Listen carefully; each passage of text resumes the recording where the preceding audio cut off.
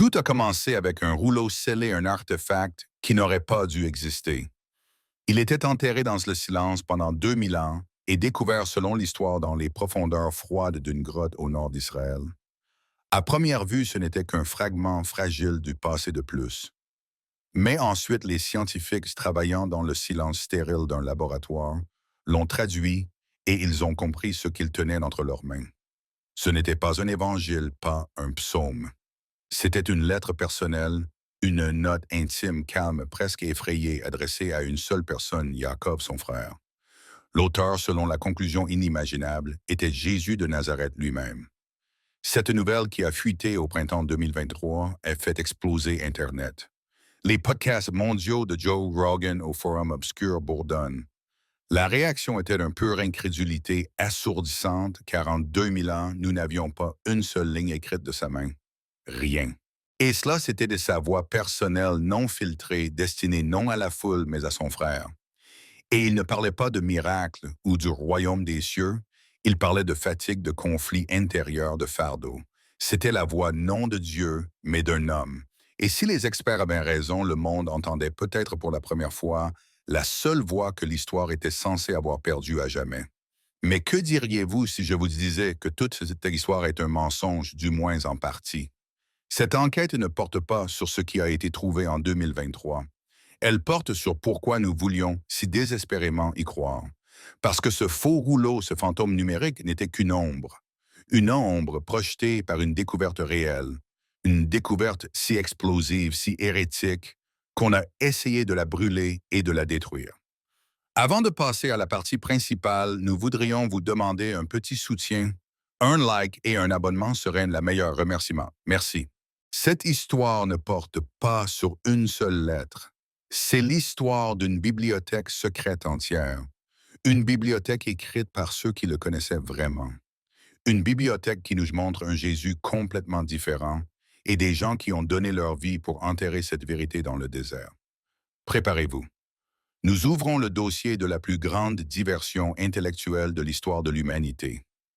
Pour comprendre l'ampleur de ce que nous cherchons, nous devons d'abord réaliser ce que nous avons perdu. Imaginez cela. Au centre de la civilisation occidentale se trouve une figure que l'on nous présente comme le verbe le logos, un homme dont les paroles ont changé le cours de l'histoire. Et pourtant, nous n'avons aucun autographe de lui, aucune note personnelle, aucun brouillon de sermon. C'est un paradoxe. C'est un trou noir. Nous avons les écrits détaillés de Platon, qui vivait 400 ans avant lui. Nous avons des tonnes de correspondances personnelles de Cicéron. Nous avons les journaux militaires de Jules César, où il décrit scrupuleusement ses campagnes.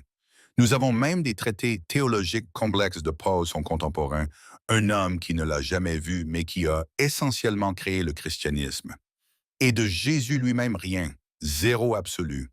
Pourquoi les historiens et théologiens se battent sur cette question depuis des siècles? Première théorie, il était illettré, peu probable. En tant que rabbi ou enseignant, il savait presque certainement lire. Les évangiles disent explicitement qu'il lisait les rouleaux du prophète Isaïe à la synagogue. À l'époque, savoir lire et savoir écrire étaient presque indissociables. Deuxième théorie plus convaincante, c'était un choix conscient. Il faisait partie d'une ancienne tradition prophétique orale judaïque. Ses paroles étaient un pneuma, esprit souffle. Elles étaient vivantes, destinées aux oreilles, non aux yeux. Les écrire signifiait les tuer, les transformer en lettres mortes et dogmes. Son enseignement était feu, non encre. Il n'était pas philosophe comme Socrate, il était prophète. Et troisième théorie, la plus sombre, il était un prophète apocalyptique. Il croyait que la fin du monde, le royaume de Dieu, arriverait non dans des milliers d'années, mais très bientôt de son vivant et de celui de ses disciples. À quoi bon écrire des livres pour l'avenir s'il n'y a pas d'avenir? Son message était urgent. Repentez-vous car il est proche. C'était un cri, non un traité. Quelle que soit la raison, le fait reste, il s'est tu. Et dans ce silence assourdissant, dans ce vide, d'autres se sont précipités. Au début, ses disciples simples pêcheurs galiléens transmettaient ses paroles oralement de bouche à oreille. Ils mémorisaient ses paraboles, ses paroles paradoxales. Les savants appellent cette collection hypothétique perdue de ces citations la source Q. C'était une usine de mémoire. Mais la mémoire est infidèle. Les gens mouraient, les témoins disparaissaient. L'apôtre Paul, qui n'a jamais rencontré Jésus personnellement, construisait déjà sa propre théologie basée sur une vision mystique du Christ, non sur ses paroles terrestres. L'Église grandissait, elle avait besoin de doctrine, et qu'alors, 30, 40, 70 ans après sa mort, les gens ont commencé à écrire. Ainsi sont apparus les évangiles. Ce n'étaient pas des biographies au sens moderne. C'étaient des documents théologiques écrits avec un objectif très précis, prouver que Jésus était le Messie prédit dans l'Ancien Testament. C'étaient des souvenirs édités, sélectionnés, réinterprétés. C'était la version officielle. Mais et s'il y avait d'autres versions? Et si des disciples avaient entendu quelque chose de complètement différent, plus étrange, plus mystique, plus personnel, quelque chose qui ne rentrait pas dans la simple histoire de la mort pour nos péchés? Et s'ils avaient aussi écrit où sont passés leurs textes, pourquoi n'en avons-nous jamais entendu parler? Et ici notre enquête prend un virage abrupt. Nous quittons la Judée, nous quittons la Galilée, et nous nous dirigeons vers le sud dans un autre désert en Égypte. C'est le point tournant, le moment où l'histoire cesse d'être une hypothèse et devient un artefact physique tangible. Décembre 1945. Le monde sort à peine de la guerre la plus terrible de l'histoire. En Haute-Égypte, près de la ville de Nag Hammadi, au pied des falaises massives de Jabal al-Tarif, qui signifie la montagne noire, un paysan local nommé Muhammad Ali al-Saman, avec ses frères, voyage à dos de chameau. Ils ne cherchent pas l'histoire. Ils ne cherchent pas de trésors. Ils cherchent du sabac, une terre molle riche en nitrates qui s'accumule au pied des falaises. C'est un engrais précieux pour leurs champs. Mais ce voyage avait aussi un objectif plus sombre. La famille de Muhammad Ali était impliquée dans une vendetta sanglante. Peu avant, leur père avait été tué dans un différend territorial. Muhammad Ali et ses frères avaient traqué et tué l'assassin, et maintenant ils se cachaient. Ils craignaient la vengeance et la police. Ils creusaient à l'ombre des falaises pressés de finir avant la nuit. Soudain, la pioche de Muhammad heurte quelque chose de dur qui émet un son sourd, résonnant, anormal. Ce n'est pas une pierre. Il enlève le sable et voit le haut d'une grande jarre en argile rouge, haute de presque 1 mètre. Elle est scellée. Le goulot est bouché avec du bitume noir. Mohammed hésite. Il est illettré et superstitieux. Il craint qu'un djinn soit à l'intérieur. Et s'il libérait un esprit maléfique enfermé là depuis des milliers d'années? Mais son frère se moque de lui.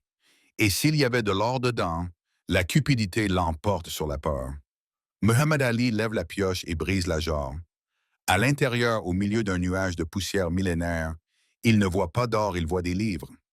13 livres anciens et épais reliés non en rouleau mais en codex dans le format que nous connaissons. Ils sont enveloppés dans une peau fragile et craquelée. Il ne sait pas ce qu'il a trouvé. Il les charge sur son chameau et les ramène chez lui. Il n'est pas archéologue, il est paysan. Il doit allumer le four. Et cette nuit-là, selon sa propre confession ultérieure, une tragédie inimaginable se produit. Sa mère ou Mahmad prend un de ses livres, un de ses codex millénaires, arrache des pages et les jette au feu pour faire cuire le pain. Nous ne saurons jamais ce qui a brûlé cette nuit-là, quelles révélations, quelles paroles se sont transformées en cendres. Mais ce qui reste a ébranlé le monde jusqu'aux fondations. Ce n'était pas une simple découverte, c'était une bibliothèque interdite. Ce qui s'est passé ensuite était un thriller. Muhammad Ali, comprenant que les livres pouvaient valoir de l'argent, mais craignant aussi la police à cause de la vendetta, commence à les vendre par morceaux. Un codex à un prêtre local, un autre sur le marché noir des antiquités au Caire. La chasse commence. Des savants du musée copte du Caire entendent des rumeurs sur d'étranges papyrus. Ils comprennent qu'il se passe quelque chose d'incroyable. Ils se précipitent à Nag Hammadi pour intercepter ce qui reste. Mais le codex le plus important a déjà filé. Il a été secrètement sorti d'Égypte et s'est retrouvé en Europe à Bruxelles. Il est devenu connu comme le Codex Jung. Pourquoi? Parce qu'il a été acheté par une fondation de Zurich comme cadeau d'anniversaire pour le grand psychologue Carl Gustav Jung. Jung, qui a passé sa vie obsédé par le gnosticisme et les mystères de l'inconscient, a reçu un texte gnostique authentique. Mais même là, le drame ne s'est pas terminé. Le codex est resté des décennies en captivité académique. Les savants qui y avaient accès le gardaient jalousement, ne publiant pas de traduction menant des disputes infinies. Le monde savait qu'un trésor avait été trouvé, mais ne pouvait pas le lire. Ce n'est que des décennies plus tard que toute la bibliothèque récupérée par morceaux des marchands, sauvée des coffres bancaires et rachetée aux contrebandiers a enfin été rassemblée au Caire. Et quand elle a été traduite, le monde a été stupéfait. C'était une bibliothèque, la bibliothèque des Gnostiques. 52 textes considérés comme perdus à jamais. Des textes que l'Église officielle avait ordonné de trouver et de brûler 500 ans plus tôt. Parmi eux, l'Évangile de Philippe, l'Évangile de la vérité, l'Apocalypse de Pierre. Et deux textes qui ont un rapport direct et assourdissant avec notre enquête, l'Évangile de Marie-Madeleine. Et surtout l'Évangile de Thomas. Le voilà. Voilà le véritable artefact dont le faux rouleau d'Arbel n'était que l'ombre. L'Évangile de Thomas. Ce n'est pas une histoire, pas un récit. Il n'y a pas de Noël, pas d'histoire de naissance à Bethléem. Pas de miracle, pas de marche sur l'eau. Pas de procès devant Pilate, pas de crucifixion ni de résurrection. C'est simplement une liste. 114 courts énoncés, énigmatiques et paradoxaux, où logia chacun commençant par Jésus a dit. Et ce qu'il dit est un autre Jésus. Une voix que nous n'avons jamais entendue à l'Église. Ce n'est pas le prédicateur d'un royaume qui vient après la mort. C'est un mystique parlant d'un royaume déjà ici, juste devant nos yeux, et que nous ne voyons pas. Prenons le Logion 3. Jésus a dit, « Si ceux qui vous guident vous disent, « Voyez le royaume est dans le ciel, alors les oiseaux du ciel vous précéderont. S'ils vous disent, « Il est dans la mer, alors les poissons vous précéderont. » Mais le royaume est à l'intérieur de vous, et il est à l'extérieur de vous. Quand vous vous connaîtrez vous-même, alors vous serez connus. Mais si vous ne vous connaissez pas, vous êtes dans la pauvreté et vous êtes la pauvreté. Ce n'est pas une théologie de la foi, c'est de la pure psychologie. C'est une philosophie de la connaissance de soi qui ressemble plus au bouddhisme zen ou au Upanishad qu'à une prédication en Judée. C'est un déplacement radical de l'autorité de l'extérieur Église, prêtre à l'intérieur connaissance de soi. Et voici le Logion 77 encore plus explosif. Jésus a dit, « Je suis la lumière qui est au-dessus de tout. Je suis le tout, tout est sorti de moi et tout reviendra à moi. Fin un bois, je suis là. Soulève une pierre et tu me trouveras là. » C'est du panthéisme pur et non dilué. L'affirmation que Dieu ne trône pas dans les cieux mais est dissous dans la matière même de l'existence. Que le divin n'est pas là-haut mais ici dans la pierre, dans le bois un toit. C'était si radical que même aujourd'hui, cela sonne comme une hérésie pour la doctrine orthodoxe. Et enfin, le Logion 22. Jésus vit des nourrissons qui tétaient le lait. Il dit à ses disciples, « Ces nourrissons qui tétent le lait sont semblables à ceux qui entrent dans le royaume. » Ils lui dirent, « Alors entrerons-nous dans le royaume si nous devenons nourrissons? » Jésus leur dit, « Quand vous ferez les deux un, et quand vous ferez l'intérieur comme l'extérieur et l'extérieur comme l'intérieur et le haut comme le bas. Et quand vous ferez le mâle et la femelle un seul, de sorte que le mâle ne soit pas mâle, et la femelle ne soit pas femelle, alors vous entrerez dans le royaume. » Ce n'est pas un code moral, c'est de l'alchimie. C'est une instruction mystique pour surmonter la dualité, pour revenir à l'unité androgyne originelle. C'était le gnosis, la connaissance. L'idée que l'homme n'est pas un pécheur déchu né dans le mal, mais une étincelle divine, une lumière emprisonnée dans la prison du corps matériel. Et le salut vient non par une foi aveugle, en un sacrifice expiatoire, mais par la connaissance, le gnosis, par le souvenir de qui tu es vraiment. Ce n'était pas simplement une autre version du christianisme, c'était un concurrent. Mais l'évangile de Thomas n'était pas la seule bombe dans ce genre d'argile. Il y en avait un autre, malheureusement très endommagé, mais encore plus explosif, l'évangile de Marie. De Marie-Madeleine, et il confirme ce qui se chuchotait depuis des siècles. Elle n'était pas simplement une disciple. Elle n'était pas une prostituée comme l'Église l'appellera plus tard. Elle était l'apôtre principale, celle qu'il avait compris. Le texte décrit une scène après la résurrection. Le maître est parti. Les apôtres, les hommes, Pierre-André Lévy, sont assis dans la peur et la confusion. Ils craignent de sortir et ils s'adressent à elle. « Marie, dis-nous ce que le Maître t'a dit en secret, ce qu'il nous a caché, car nous savons qu'il t'aimait plus que nous. » Le simple fait qu'il lui demande d'enseigner déjà bouleverse toute la hiérarchie. Et Marie commence à leur raconter. Elle décrit non une histoire, mais une vision mystique complexe de l'ascension de l'âme après la mort, comment l'âme doit passer par sept éons hostiles ou archontes, les mauvais rulers de la matière, chacun posant des questions. Et elle transmet aux disciples les mots de passe, les réponses secrètes que Jésus lui a données pour que l'âme passe ses portes et se réunisse à la lumière. Elle leur explique l'essence du gnosis. Et comment réagissent les apôtres Pierre, le futur roc et fondateur de l'Église romaine, explose de rage. Le texte dit, Pierre dit, a-t-il vraiment parlé en secret à une femme et non ouvertement à nous? Devrions-nous tous nous tourner et l'écouter? L'a-t-il préféré à nous? C'est une scène de jalousie, une scène de lutte pour le pouvoir. C'est un document qui a capturé le moment où la structure patriarcale hiérarchique menée par Pierre, qui représente la foi, s'est heurtée à la tradition mystique individualiste, représentée par Marie, qui représente la connaissance. Et nous savons qui a gagné.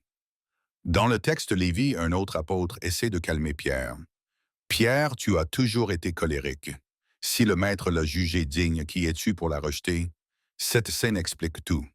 Elle explique pourquoi Marie-Madeleine a été au 6e siècle par le pape Grégoire le Grand officiellement et faussement identifiée comme une prostituée repentie. Il fallait la discréditer car elle était porteuse d'un autre enseignement. Un enseignement qui n'avait pas besoin de prêtres, d'évêques, ni de hiérarchie. Et il y avait un autre texte, l'Évangile de Philippe, et il jette de l'huile sur le feu. Ce n'est pas tant un évangile qu'un recueil de réflexions, métaphores et mystères. Et c'est précisément là que nous trouvons les lignes les plus scandaleuses. Le texte dit, il y en avait trois qui marchaient toujours avec le Seigneur Marie sa mère et la sœur de celle-ci et la Madeleine, celle qu'on appelait sa kononos. Kononos, mot grec. Il ne signifie pas simplement ami, il signifie compagne partenaire, compagnon intime. Mais ensuite c'est pire, et la compagne du Sauveur était Marie-Madeleine. Mais le Christ l'aimait plus que tous les disciples, et il l'embrassait souvent sur la bouche. Malheureusement, le papyrus est endommagé à cet endroit. Nous ne savons pas exactement où il l'embrassait, sur la bouche, la joue, le front, mais le contexte est clair. C'était une relation spéciale unique. Les gnostiques n'y voyaient pas de scandale. Pour eux, le baiser était une métaphore, la transmission du gnosis du souffle du maître à l'élève le plus avancé. Mais pour leurs opposants, c'était la preuve de vice. Une raison de plus pour que ces textes brûlent. Ces évangiles de Thomas de Marie et de Philippe dépeignaient un monde où les femmes étaient égales, sinon supérieures aux hommes. Un monde où la matière était une prison, non une création. Un monde où Dieu était en toi, non au ciel. C'était de l'anarchie. Alors pourquoi ces textes ont-ils disparu?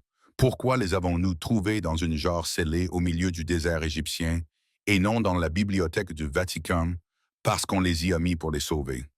Au milieu du 2e siècle, environ 100-150 ans après le Christ, le christianisme luttait pour sa survie. Mais il ne luttait pas seulement contre Rome, il se luttait contre lui-même. C'était une guerre civile brutale et totale des idées. Une bataille pour l'âme du Christ. D'un côté, les gnostiques du mot gnosis, connaissance, comme Thomas et Marie, croyaient en la connaissance personnelle, l'expérience mystique que chacun pouvait trouver la lumière en soi. Pour eux, Jésus n'était pas tant un sauveur qu'un guide, celui qui apportait le mot de passe de la prison. De l'autre côté, les proto-orthodoxes, comme Pierre et ses successeurs, croyaient en la structure, la hiérarchie une foi unique, l'Église comme corps du Christ et l'évêque comme sa tête. Pour eux, Jésus était le sauveur dont la mort unique sur la croix rachetait les péchés du monde. C'étaient deux systèmes incompatibles. Et au 2e siècle, cette orthodoxie eut son principal idéologue Irénée de Lyon. Il n'était pas seulement théologien, il était organisateur, un homme à l'esprit romain. Il voyait les gnostiques proliférer des dizaines d'enseignants, proposant des dizaines de connaissances secrètes différentes. Il y voyait le chaos, une menace. Il comprit que pour survivre, l'Église devait devenir une armée avec un règlement unique, un uniforme unique et un commandement unique. Et il écrivit un ouvrage en 5 tomes contre les hérésies. Ce n'était pas un simple livre, c'était une liste noire, un dossier sur les ennemis. Et dedans, il fit pour la première fois ce que personne n'avait fait, il dressa une liste. Il dit, « Voici ces 4 évangiles de Matthieu, Marc, Luc et Jean, qui sont les bons. Ils sont le canon. Pourquoi? Parce qu'il y en a quatre, comme les 4 points cardinaux et les 4 vents. Et tous les autres évangiles de Thomas de Marie, de la vérité de Judas, c'est de l'hérésie, un mensonge abominable, de la folie. Il ordonna de les brûler. Ce qui avait commencé comme un débat théologique devint un siècle plus tard quand l'empereur Constantin fit du christianisme la religion d'État au concile de Nicée la loi. Constantin n'avait pas besoin d'un Jésus mystique de l'évangile de Thomas. Il n'avait pas besoin de gnosis. Il avait besoin d'une religion simple, unie et hiérarchique pour recoller son empire qui s'effondrait. Et il misa sur la faction d'Irénée. Et en 367 de notre ère, le puissant et impitoyable évêque Athanase d'Alexandrie écrivit sa célèbre 39e lettre pascale. C'est cet ordre-là. C'est l'ordre 66 pour les textes gnostiques. Dedans, il lista pour la première fois les 27 livres que nous connaissons aujourd'hui comme le Nouveau Testament. Et il ordonna que seuls ces livres soient lus dans les églises et que tous les autres qu'il appelait poisons et livres d'hérétiques soient trouvés et détruits. Ce que Muhammad Ali a trouvé en 1945 n'était pas de simples livres anciens. C'était une bibliothèque, la bibliothèque de moines du monastère voisin de Saint-Pachaume, qui, recevant l'ordre d'Athanase de brûler leurs textes les plus précieux et aimés, n'ont pas pu s'y résoudre. Ils ont désobéi. Ils les ont secrètement sortis scellés dans une jarre comme une capsule temporelle et enterrés dans une grotte au pied de la montagne noire, en espérant qu'un jour, dans un futur lointain, quelqu'un les trouverait. Ils ont attendu 1600 ans. Alors qu'avons-nous, au final, le faux rouleau d'Arbel de 2023? C'est un mensonge. Mais ce mensonge n'est qu'un écho. L'écho d'une vraie découverte qui a eu lieu à Nag Hammadi. Et cette découverte choque vraiment. Elle prouve que le christianisme primitif n'avait pas une seule voix. C'était un chœur, une cacophonie. Il y avait des dizaines de christianismes différents. Il y avait le christianisme juif de Jacques, le frère de Jésus à Jérusalem, qui exigeait le respect de la loi de Moïse et la circoncision. Il y avait le christianisme hellénistique impérial de Paul qui abolissait la loi. Autrement, il y avait le christianisme mystique gnostique de Thomas et Marie, qui ne se souciait ni de la loi ni de la hiérarchie, seulement de la connaissance personnelle. Et ce que nous appelons aujourd'hui christianisme n'est que le vainqueur. La version qui a gagné la guerre politique et idéologique. La version qui était plus organisée, plus simple pour les masses et surtout plus pratique pour bâtir un empire. L'évangile de Thomas est perdu parce qu'il était ingérable. Si le royaume de Dieu est en toi, tu n'as pas besoin de prêtre. Si tu peux soulever une pierre et trouver Dieu toi-même, tu n'as pas besoin d'évêque, de pape d'église comme intermédiaire. Tu peux devenir Christ toi-même. C'était une anarchie spirituelle et elle devait être détruite. Nous revenons donc à notre question, et si nous avions vraiment trouvé une lettre personnelle de Jésus, nous l'avons trouvée. Elle s'appelle l'Évangile de Thomas, elle s'appelle l'Évangile de Marie, et qu'elle a été scellée et enterrée.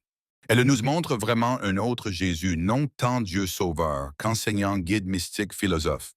Elle a vraiment été cachée de nous, non par des extraterrestres, non par des Templiers, mais par l'Église, cette même organisation créée pour porter son nom.